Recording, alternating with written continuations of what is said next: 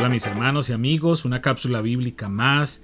Un saludo para todos, contentos porque vamos día tras día avanzando en este reto que tenemos para este año de leer o escuchar toda la Biblia en un solo año, desde Génesis hasta Apocalipsis. Día tras día estamos haciendo unas lecturas aleatorias, estamos leyendo una porción de un salmo, estamos leyendo una porción del Antiguo Testamento, una porción del Nuevo Testamento, y así estamos avanzando día tras día hasta completar toda la Biblia. Es un reto maravilloso que todos los seres humanos deberíamos cumplir por lo menos una vez en la vida. Por supuesto que el estudio de la Biblia debe ser constante, debe ser creciente cada día con mayor intensidad, porque entendemos que es la palabra de Dios. Pero qué bueno que usted junto con nosotros pueda avanzar durante este año en este proyecto de leer toda la Biblia en un año. Salmos 9 del 1 al 6. Te alabaré, Señor, con todo mi corazón. Contaré de las cosas maravillosas que has hecho. Gracias a ti estaré lleno de alegría. Cantaré alabanzas a tu nombre, oh Altísimo. Mis enemigos retrocedieron, tambalearon y murieron cuando apareciste. Pues has juzgado a mi favor. Desde tu trono juzgaste con imparcialidad. Reprendiste a las naciones y destruiste a los malvados. Borraste sus nombres para siempre. El enemigo está acabado, quedó en ruinas eternas. Las ciudades que arrancaste de raíz ya pasaron al olvido. Génesis 25 del 1 al 34. Abraham volvió a casarse con una mujer llamada Cetura. Ella dio a luz a Zimram, Joksán, Medán, Madián, Isbac y Súa. Joksán fue el padre de Seba y Dedán.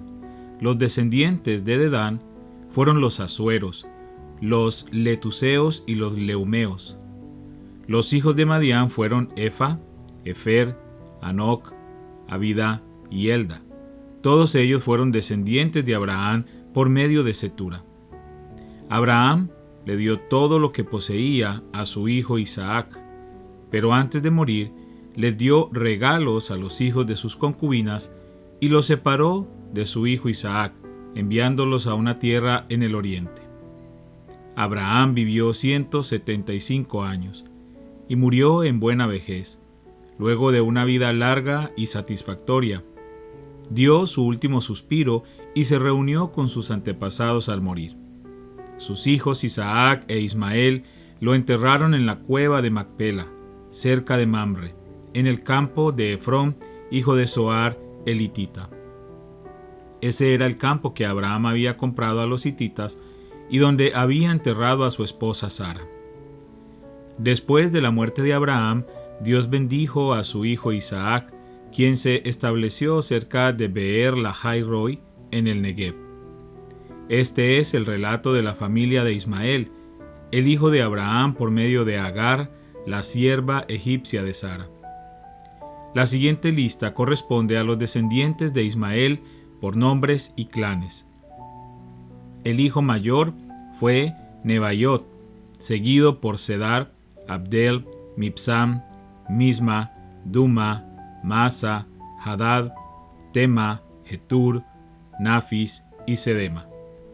Estos 12 hijos de Ismael fueron los fundadores de 12 tribus.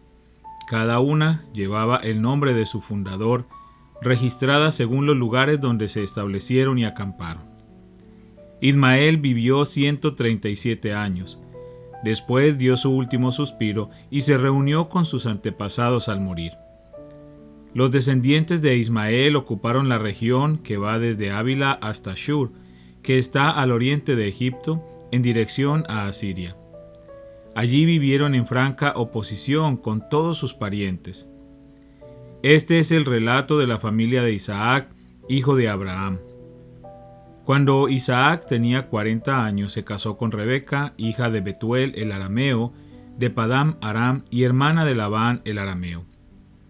Isaac rogó al Señor a favor de su esposa porque ella no podía tener hijos.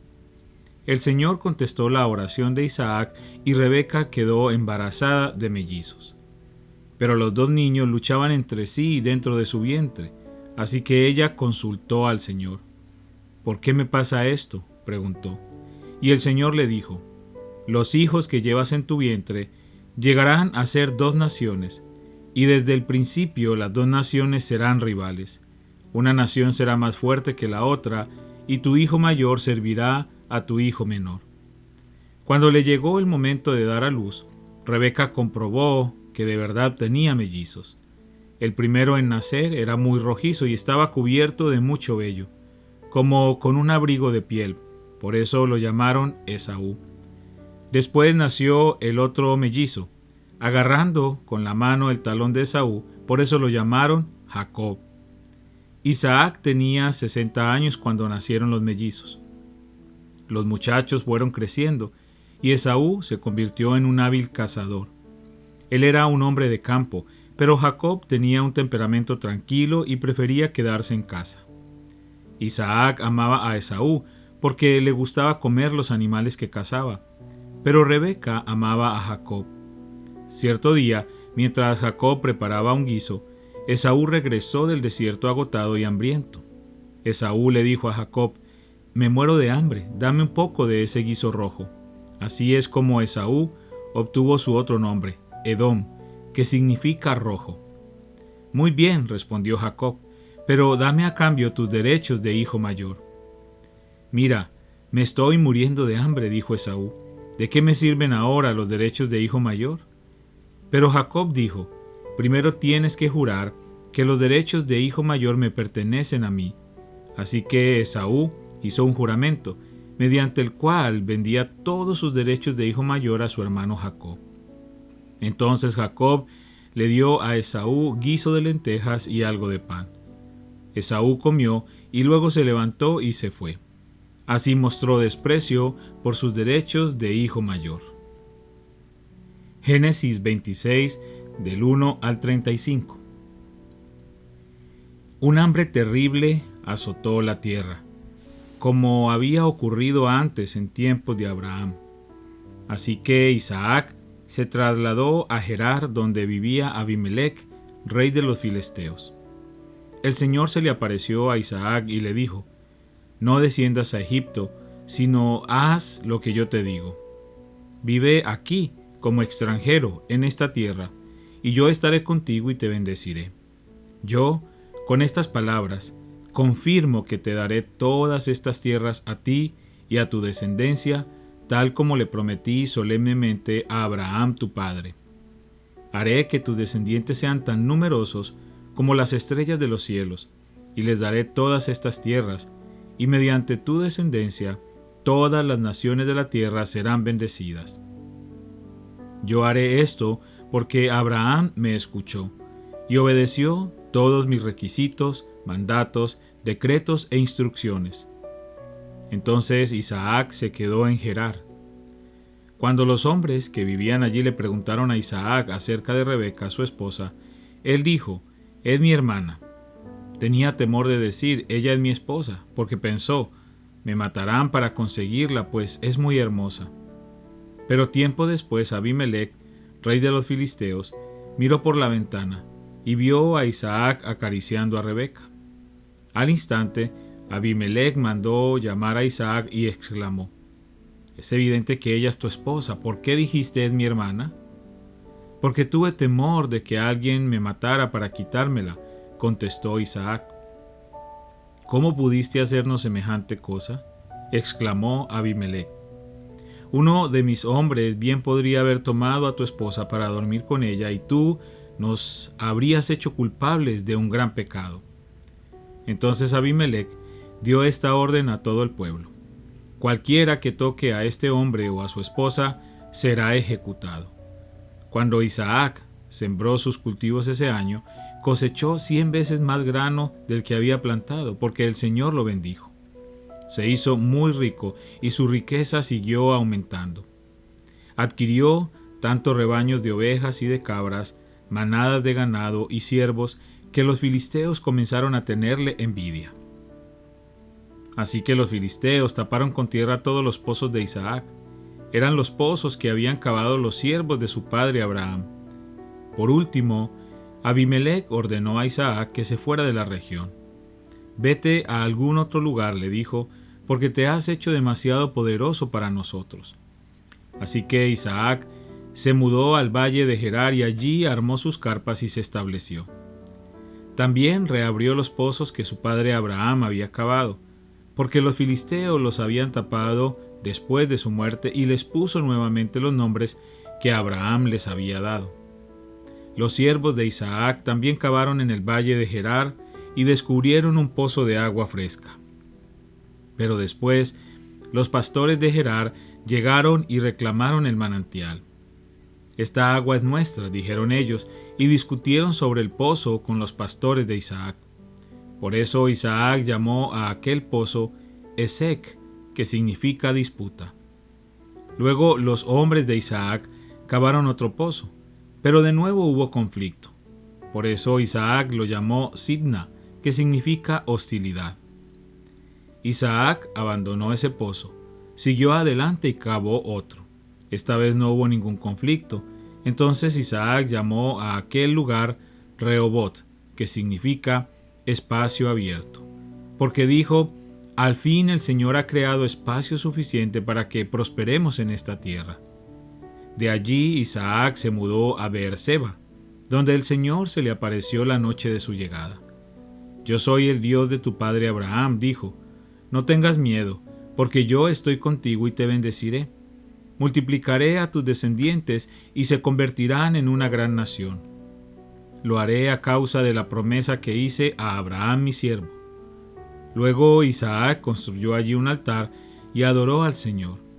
Estableció su campamento en ese lugar y sus consiervos cavaron otro pozo.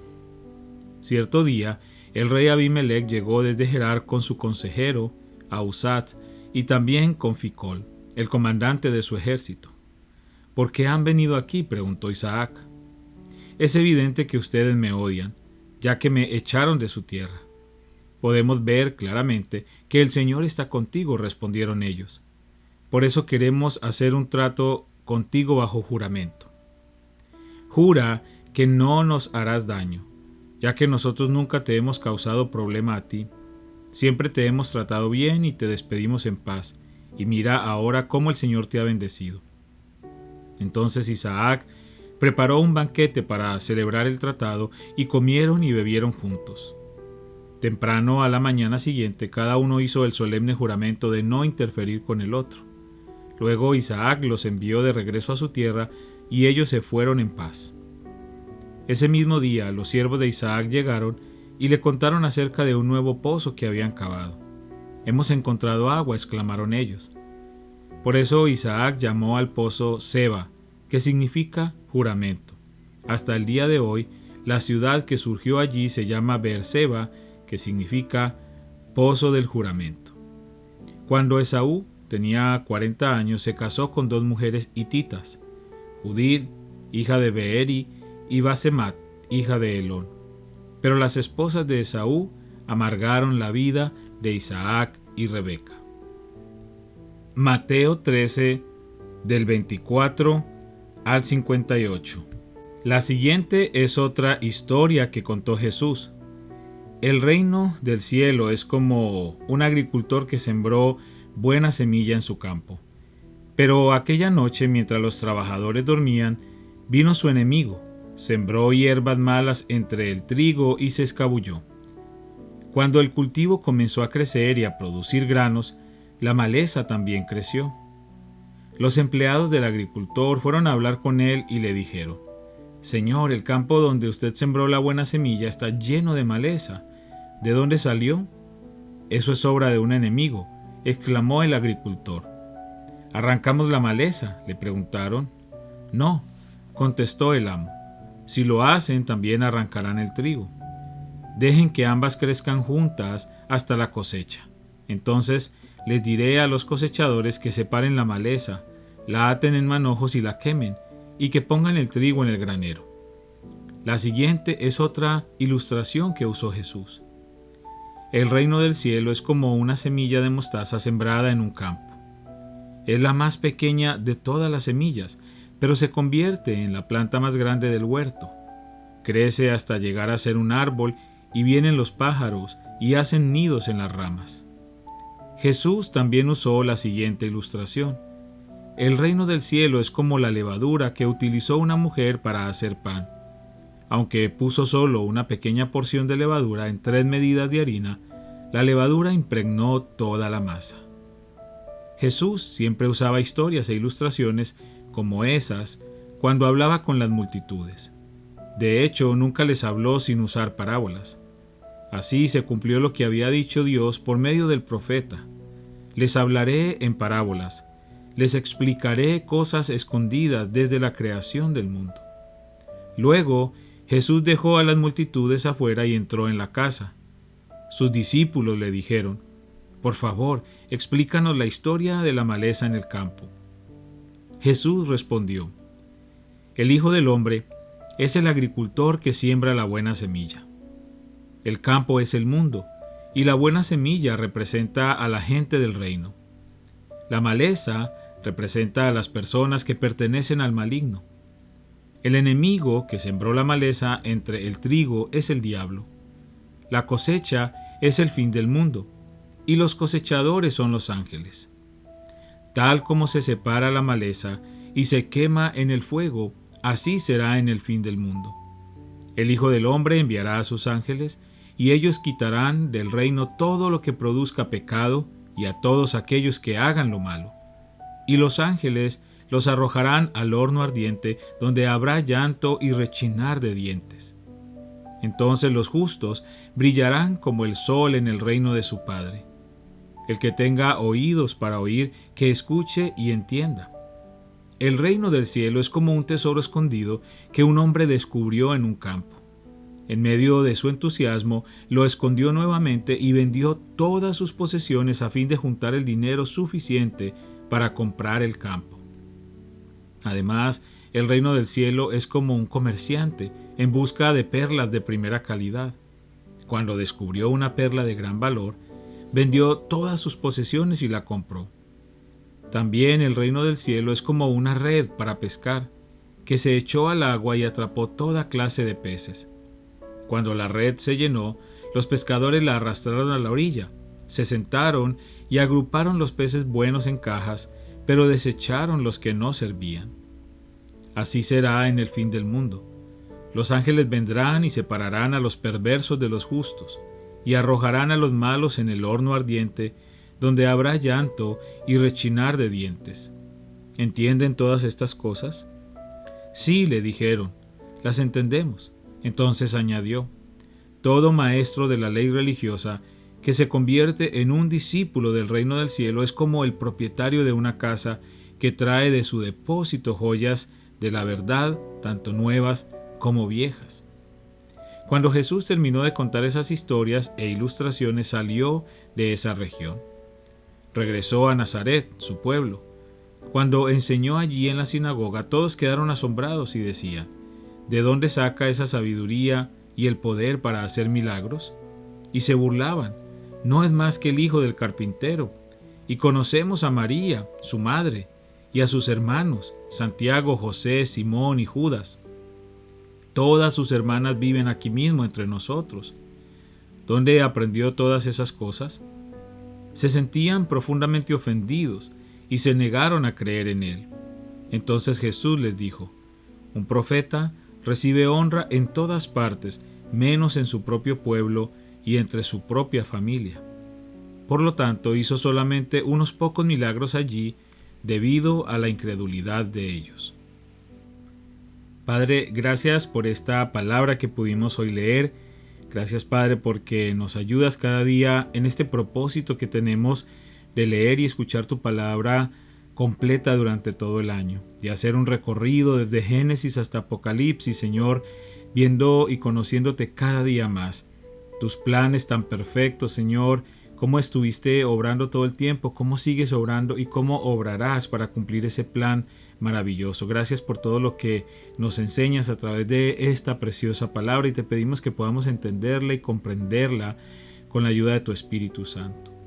Quiero pedirte, Señor, por cada persona que escucha estas cápsulas también, para que seas tú obrando en sus vidas. Todos aquellos que están escuchando esta porción de la palabra por primera vez, sé tú, Padre, tocando su corazón, sé tú hablando a su mente, y poniendo en cada uno de ellos esa semilla que vaya brotando y que vaya fructificando, Señor, en sus vidas. Gracias por todos y cada uno de ellos y te pido una bendición especial. Sigue obrando milagros conforme a tu perfecta voluntad, milagros de sanidad, milagros de provisión, milagros de restablecimiento de relaciones familiares, todo aquello que se convierta en una necesidad para cada una de aquellas personas que nos están escuchando. Sé tú obrando, Padre, conforme a tu plan perfecto. Te damos muchas gracias en el nombre de Cristo Jesús. Amén y amén.